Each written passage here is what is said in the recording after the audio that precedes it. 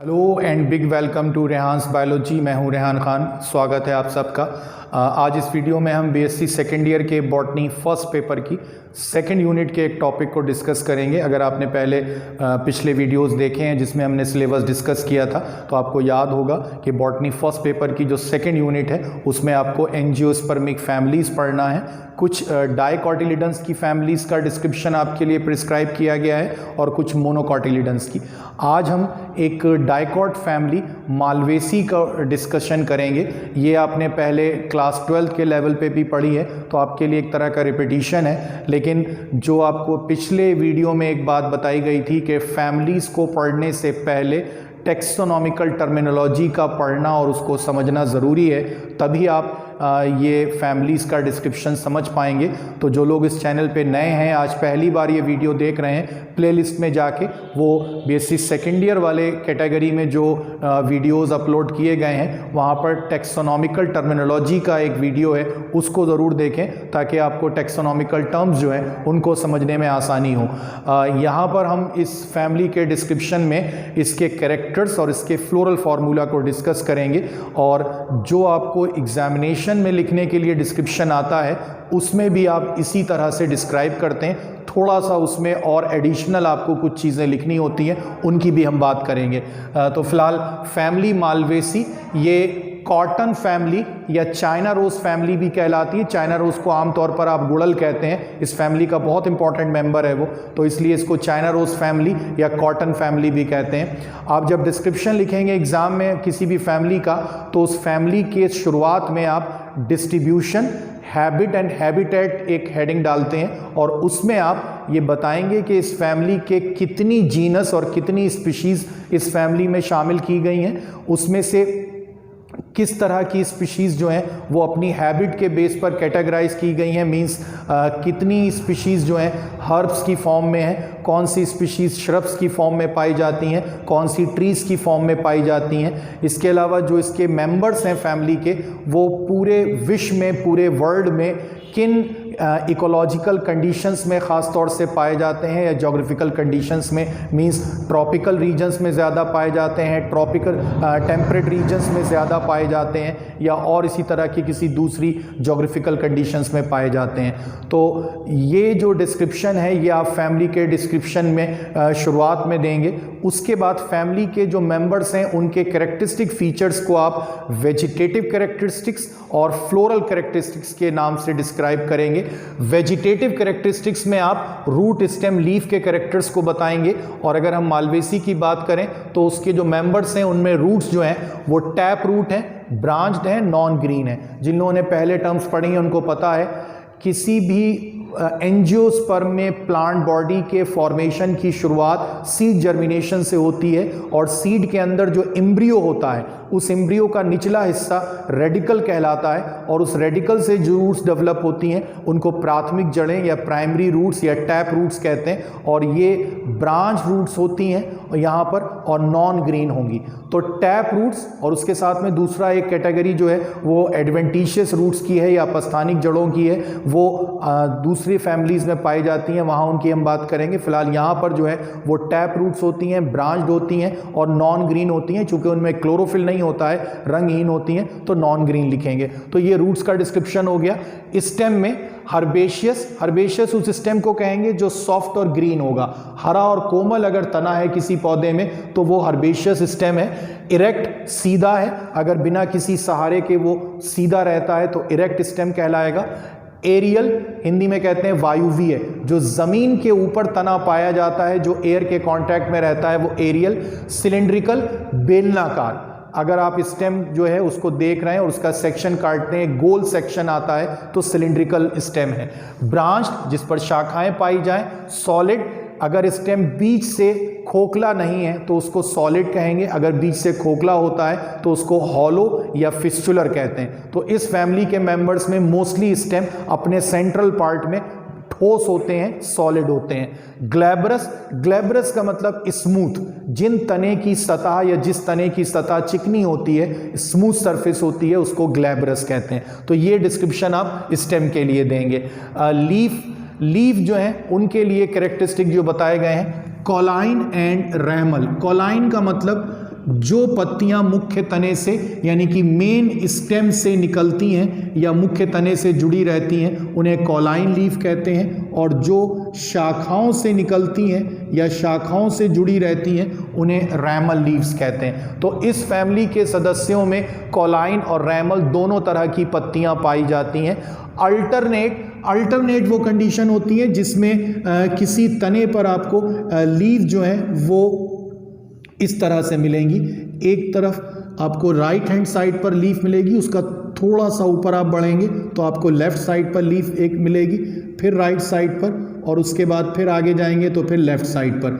हिंदी में कहते हैं एकांतरित रूप से लगी हुई, अल्टरनेट मैनर में, राइट साइड पे, लेफ्ट साइड पे, फिर राइट पे, फिर लेफ्ट पे, तो ये अल्टरनेट मैनर कहलाता है। तो अल्टरनेट अरेंजमेंट लीव्स का होता है। स्टिपुलेट लीफ, स्टिपुलेट वो लीफ कहलाती हैं जो जहां अपने किसी स्टेम या ब्रांच के साथ जुड़ी रहती हैं, तो उनका जो पीटियोल होता है, पीटियोल जो है वो पत्तियों के अक्ष को कहते हैं, लीफ के एक्सिस को या स्टॉक को कहते हैं, जिसके थ्रू वो किसी स्टेम या ब्रांच से जुड़े रहते हैं। वहाँ से अगर कोई आउटग्रोथ निकली होती है इस तरह की, इसको कहते हैं स्टिप्यूल, और ऐसी पत्तियाँ कहलाती हैं स्टिपुलेट लीफ।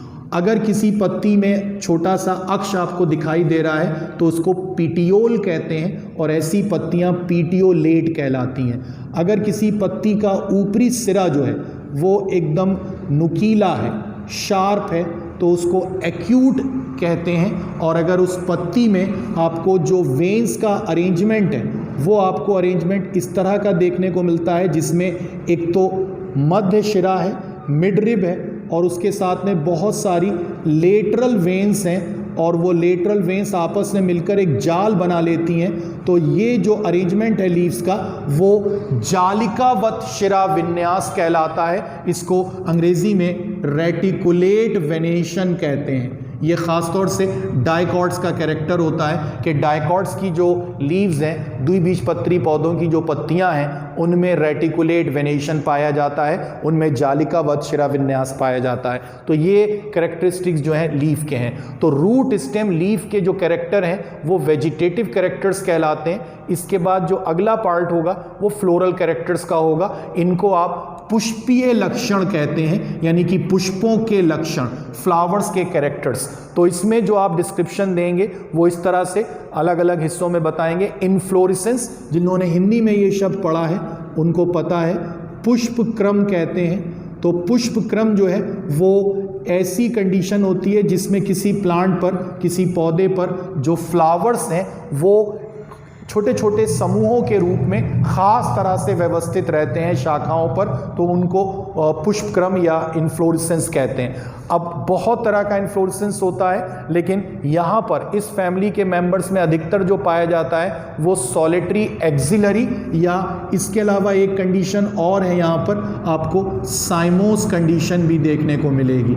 तो सॉलिटरी एक्सिलरी तो वो कंडीशन होती है जिसमें कोई भी फ्लावर जो है वो पौधे पर अकेले लगे होते हैं, ग्रुप में नहीं होते हैं, अकेले लगे होते हैं। तो ऐसी कंडीशन में जो है वो फ्लावर सॉलिटरी कहलाते हैं। और अगर वो फ्लावर जो हैं सॉलिटरी तो हैं, अकेले तो लगे हैं, लेकिन किसी पत्ती और शाखा के बीच से इस तरह से जुड़े हुए हैं, तो ये सॉलिटरी एक्सिलरी कंडीशन कहलाती है। तो इस फैमिली के मेंबर्स में अधिकतर आपको इस तरह के सॉलिटरी एक्सिलरी फ्लावर मिलेंगे। इसके अलावा साइमोस कंडीशन भी पाई जाती है। जो स्टेम है उस स्टेम में या जो ब्रांच है, फ्लावरिंग ब्रांच, उसमें अगर ऊपर के सिरे पर एक फ्लावर निकलता है और उस ब्रांच की ग्रोथ वहीं रुक जाती है, और उसके बाद जो फ्लावर हैं वो केवल उसके नीचे के हिस्से में निकलते हैं, तो ये साइमोस कंडीशन कहलाती है।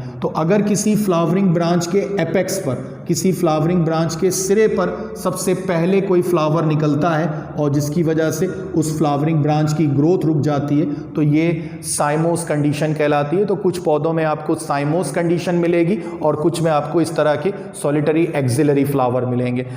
इसके बाद फ्लावर का डिस्क्रिप्शन है, और फ्लावर के डिस्क्रिप्शन को आप देखिए, उसमें जो जो आपने कैरेक्टर्स बताए हैं। ई ब्रैक्टिएट, ई ब्रैक्टिएट का मतलब ऐसा फ्लावर जिसके बेस पर ब्रैक्ट नहीं होता है। फ्लावर अगर आप देखें तो उसमें ये अगर एक फ्लावर आप मान लें तो ये फ्लावर का अपना अक्ष है, उसका एक्सिस है, इसको कहते हैं पेडिसिल। अगर इस फ्लावर के पेडिसिल के आधार पर यहाँ पर एक छोटी सी बाह्य वृद्धि हो, एक आउटग्रोथ हो, तो इस आउटग्रोथ को कहते हैं ब्रैक्ट। और इस ब्रैक्ट और फ्लावर के बीच में इस पेडिसिल पर कुछ और स्ट्रक्चर अगर ब्रैक्ट के जैसे लगे हों, काफ़ी हों, एक दो हों या ज़्यादा हों, इनको कहेंगे ब्रैक्टियोल्स। ये जो स्ट्रक्चर्स हैं जो ब्रैक्ट और फ्लावर के बीच में लगे हैं, ये कहलाते हैं ब्रैक्टियोल्स। तो फ्लावर के आधार पर अगर ब्रैक्ट होगा तो ब्रैक्टिएट कंडीशन है।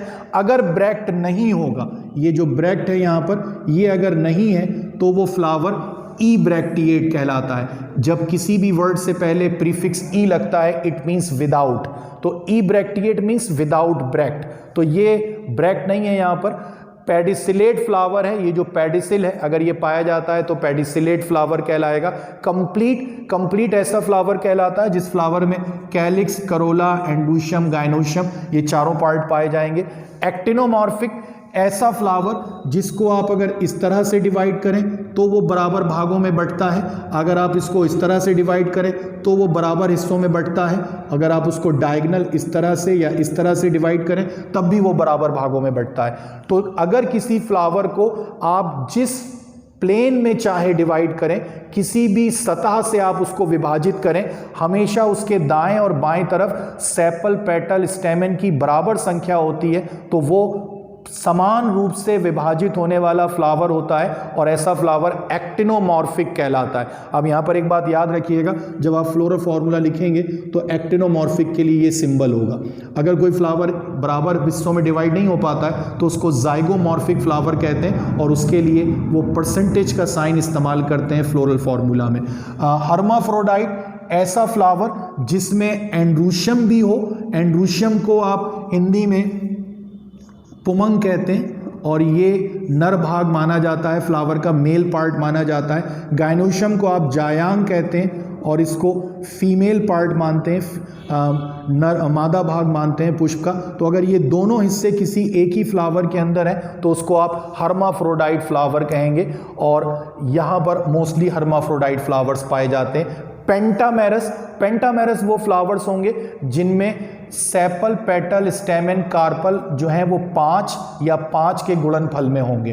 तो अगर ऐसे कोई फ्लावर है जिसमें 5 या 5 के गुणनफल में यानी कि 5 या 5 के मल्टीपल में फ्लोरल पार्ट्स हैं तो वो पेंटामेरस फ्लावर कहलाते हैं। ये डाइकॉट का एक खास कैरेक्टर है। तो मालवेसी के मेंबर्स में मोस्टली आपको पेंटामेरस फ्लावर देखने को मिलेंगे। इसके बाद एक खास कैरेक्टर है, ये मालवेसी फैमिली के मेंबर्स का कैरेक्टर है। आपको ये मालूम है, अगर आप फ्लावर के स्ट्रक्चर को जानते हैं कि फ्लावर में सबसे बाहर की तरफ जो ग्रीन कलर के लीफ के जैसे स्ट्रक्चर लगे रहते हैं उनको सेपल्स कहते हैं और उनका समूह कैलिक्स कहलाता है। उसके बाद कलर्ड लीफ लाइक स्ट्रक्चर्स लगे होते हैं जिनको पेटल्स कहते हैं और उनका समूह करोला कहलाता है। तो ये नॉर्मली फ्लावर्स में इसी तरह के 2 पार्ट पाए जाते हैं, लेकिन फैमिली मालवेसी का एक खास कैरेक्टर है कि उसके फ्लावर में कैलिक्स के नीचे ब्रैक्टियोल्स का एक समूह होता है। वर्ल का मतलब होता है ग्रुप, समूह। तो ब्रैक्टियोल्स का एक समूह होता है जस्ट बिलो कैलिक्स, उसको इपीकैलिक्स कहते हैं। अगर आपने गुड़हल का फ्लावर देखा है, मीन्स चाइना रोज का फ्लावर देखा है और आपको याद है कि उसमें आपने जो स्ट्रक्चर देखा था वो किस तरह का दिखता है, तो वहाँ पर ज़रा याद करिए जो आपने स्ट्रक्चर देखा है उसमें ये ऊपर की तरफ तो मैरून कलर के या जो पर्टिकुलर वैरायटी का कलर होता है उसके अकॉर्डिंग तो आपने पेटल्स देखे हैं और उसके साथ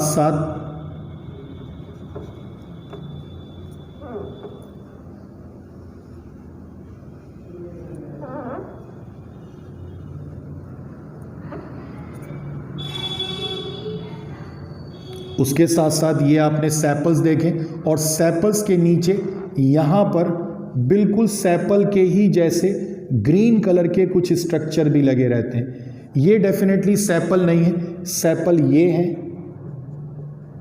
और इनका समूह कैलिक्स कहलाता है। ये जो है वो इपिकैलिक्स है,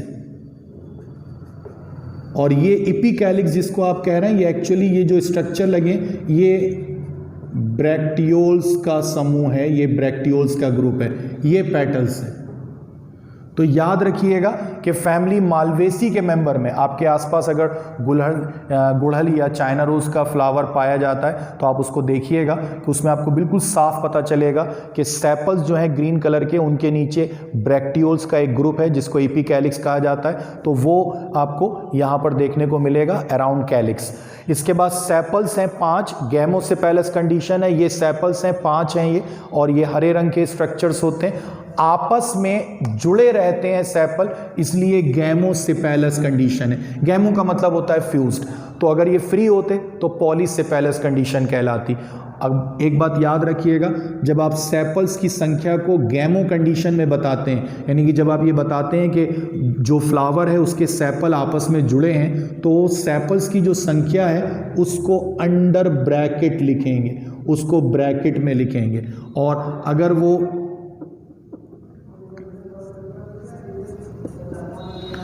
फ्री हैं तो उसको फिर बिना ब्रैकेट के लिखेंगे। करोला में 5 पेटल्स हैं, पॉलीपेटैलस हैं, पॉली का मतलब होता है फ्री, और जो पॉली कंडीशन होती है उसमें संख्या को बिना ब्रैकेट के लिखते हैं। तो 5 पेटल्स हैं, पॉलीपेटैलस हैं, यानी कि आपस में जुड़े नहीं हैं, एक दूसरे से फ्री हैं, तो आप बिना ब्रैकेट के 5 लिखेंगे, ब्रैकेट में नहीं लिखेंगे उसको, सी के आगे, सी फॉर करोला। एंड्रूशियम ये मेल पार्ट है, इसमें असंख्य पुंकेसर हैं, इनडेफिनेट स्टेमेंस, मेल पार्ट होता है स्टेमेन, और ये एक और कंडीशन उसके साथ में आपको जो आगे बताई जा रही है, ये आपके लिए बहुत इंपॉर्टेंट है, याद रखिएगा। मोनोएडल्फस और उसके साथ साथ रेनिफॉर मोनोथीकस एंथर। मोनोडेल्फस का क्या मतलब है? मोनोडेल्फस का मतलब है कि जब किसी फ्लावर के सारे स्टेमेन एक सिंगल ग्रुप में ऑर्गेनाइज्ड हो जाएं, एक समूह के रूप में व्यवस्थित हो जाएं, तो ये मोनोएडल्फस कंडीशन है। अब ज़रा याद करिए, आपने जो चाइना रोज़ या गुड़हल का फ्लावर देखा है उसमें आपको ये एक ट्यूब जैसा स्ट्रक्चर देखने को मिलता है, और उस ट्यूब जैसे स्ट्रक्चर में आपको सतह पर ऐसे बहुत सारे छोटे छोटे स्ट्रक्चर्स देखने को मिलते हैं जिनके ऊपर ये किडनी शेप कैप के जैसा स्ट्रक्चर होता है। ये एक्चुअली सारे स्टेमेन हैं, और जो ये किडनी शेप स्ट्रक्चर आप देख रहे हैं ये उनका एंथर है, और ये सारे किडनी शेप एंथर वाले जो स्टेमेन हैं वो एक ट्यूब की वजह से एक ग्रुप की फॉर्म में अरेंज हो गए, और ये जो ट्यूब है इसको स्टेमिनल ट्यूब कहते हैं, और ये गायनोशियम के स्टाइल के ऊपर से निकलती है, इसके नीचे जस्ट यहाँ पर गायनोशियम है और उसका ये स्टाइल होगा बीच में, और यहाँ स्टाइल जो है वो आगे 5 स्टाइल हैं एक्चुअली, और ये 5 स्टिग्मा की फॉर्म में यहाँ ऊपर निकले रहते हैं। तो ये जो स्ट्रक्चर है इसको कहते हैं स्टेमिनल ट्यूब, और इस स्टेमिनल ट्यूब की वजह से इस फ्लावर के सारे स्टेमेन एक ग्रुप की फॉर्म में अरेंज रहते हैं, और यही कंडीशन कहलाती है मोनोएडल्फस। अगर ये स्टेमेन 2 समूह के रूप में होते तो इसको डाईएडल्फस कहते। ये रूटेसी फैमिली का कैरेक्टर होता है, वहाँ पर लेग्यूमिनोसी फैमिली का कैरेक्टर होता है, वहाँ पर 10 स्टेमेन होते हैं, 9 एक ग्रुप में होते हैं, एक अलग होता है, तो वो डाईएडल्फस कंडीशन होती है। रेनिफॉर्म मोनोथीकस एंथर, आपको ये पहले बताया गया था टेक्सोनॉमिकल टर्मिनोलॉजी में शायद, कि जो नॉर्मली स्टेमेन होते हैं उनके अंदर 2 पार्ट होते हैं, हर स्टेमेन में एक ये पार्ट होता है और एक पार्ट ये होता है।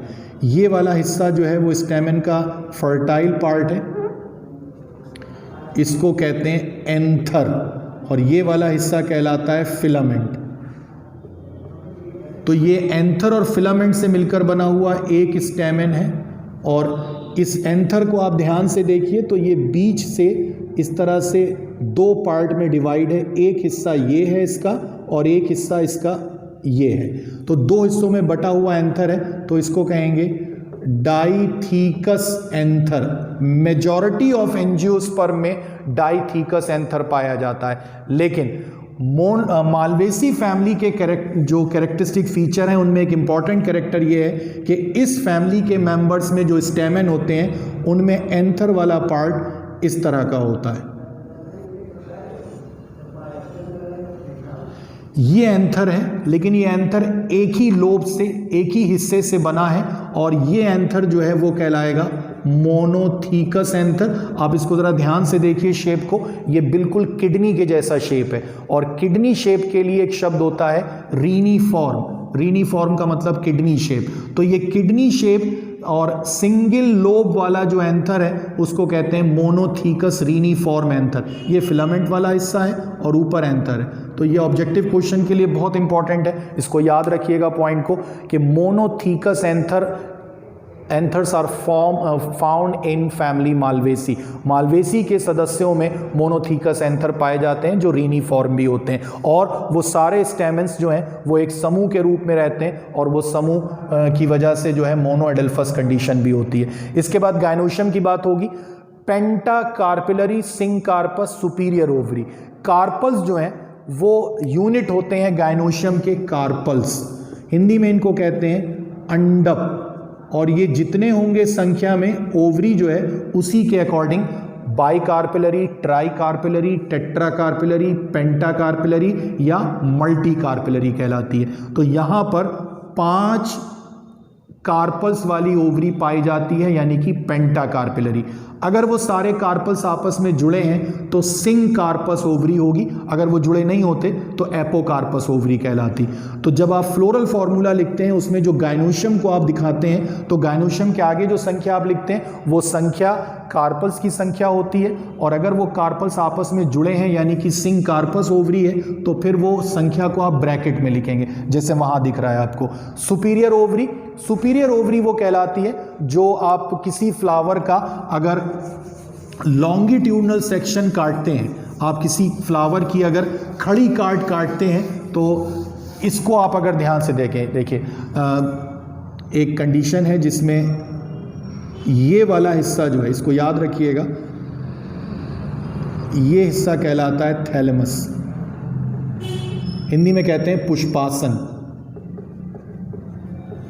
ये वो पार्ट होता है फ्लावर का जिसके साथ सारे फ्लोरल पार्ट यानी कि पुष्प के सारे भाग जुड़े रहते हैं, इसको कहते हैं पेडिसिल। अक्ष होता है ये फ्लावर का। ये डोम शेप, गुंबद की आकृति वाला पुष्पासन है, थैलेमस है, डोम शेप, जिसकी सबसे ऊपर वाली जो टिप है वहां पर ओवरी लगी है। ये ओवरी, ये स्टाइल और ये स्टिग्मा वाला पार्ट है। तो ये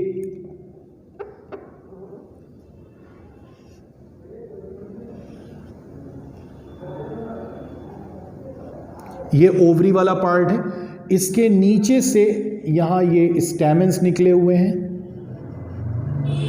और इसके बाद ये पेटल वाला हिस्सा है यानी कि करोला वाला, और ये जो है वो सेपल निकले हैं। अब आप देखिए जो फ्लावर आपके सामने एक लॉन्गिट्यूडनल सेक्शन की फॉर्म में है उसमें पेटल, स्टैमेन यानी कि पुंकेसर और सेपल, ये सब के सब जो हैं वो ओवरी के नीचे हैं। सेपल की पोजीशन भी ओवरी के नीचे है, पेटल की पोजीशन भी ओवरी के नीचे है, और स्टेमेन की पोजीशन जो है वो भी ओवरी के नीचे है, क्योंकि ओवरी एक गुंबद की आकृति वाले थैलेमस के सिरे पर टिकी है और ओवरी सबसे ऊंची है। तो अगर ओवरी की पोजीशन फ्लावर में सुपीरियर होती है, सबसे ऊपर होती है, तो ऐसी ओवरी सुपीरियर ओवरी कहलाती है। सुपीरियर ओवरी जो है फ्लोरल फॉर्मूला में उसको गायनोशियम के लिए जो सिंबल जी इस्तेमाल करते हैं उसके नीचे लाइन ड्रॉ करके दिखाते हैं। अगर ये इंफीरियर ओवरी होती, ये अगर ओवरी ऐसी होती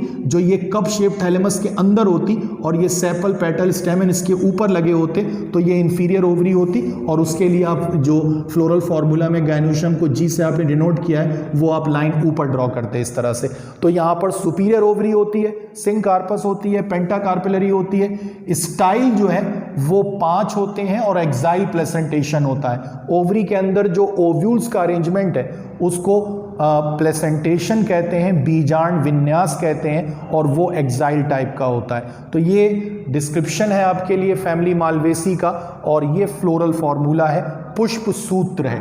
आपको अगर कोई दिक्कत इसमें लगती है तो पिछले वाले वीडियो को देखिए और उसमें आपको सेपल, पेटल, और एंडोशम गायनोशम के बारे में जो बताया गया था वही चीज़ें यहाँ पर हैं।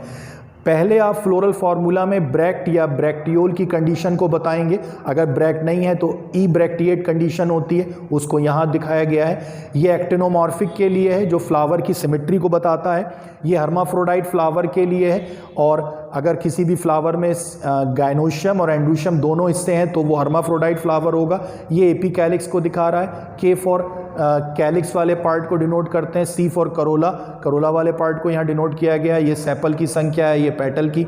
ए फॉर एंडोशियम, एंडोशियम में स्टेमेंस की संख्या को यहाँ बताएंगे, चूँकि यहाँ पर असंख्य स्टेमेंस होते हैं तो यहाँ पर इंडेफिनिट का साइन है। जी फॉर गायनोशियम, और उसमें कार्पल्स की संख्या को बताएंगे।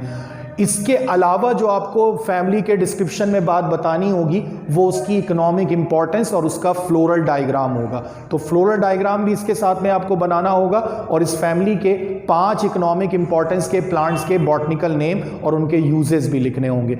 बस इतना काम आपको अपने एग्जाम में जब फैमिली लिखने के लिए आती है तो उसमें आपको करना होता है, और आपको अगर टर्मिनोलॉजी आती है तो बहुत आसानी से आप जो है फैमिलीज़ का डिस्क्रिप्शन याद कर सकते हैं और उनको लिख भी सकते हैं। जो लोग इस चैनल पे नए हैं, आज पहली बार देख रहे हैं, प्लीज़ चैनल को सब्सक्राइब कीजिए। आगे की वीडियोस में आपको दूसरी कई फैमिलीज़ के बारे में डिस्कशन मिलेगा देखने को, और उसके साथ साथ अगर आपको कोई प्रॉब्लम रहती है फैमिली के किसी भी टर्म को समझने में, प्लीज़ कमेंट बॉक्स में जाकर कमेंट कीजिए। मैं कोशिश करूँगा कि अगले वीडियोज़ में आपकी क्वेरीज़ को जो है सॉल्व कर सकूँ। तो सब्सक्राइब कीजिए रेहान्स बायोलॉजी को और जुड़े रहिए।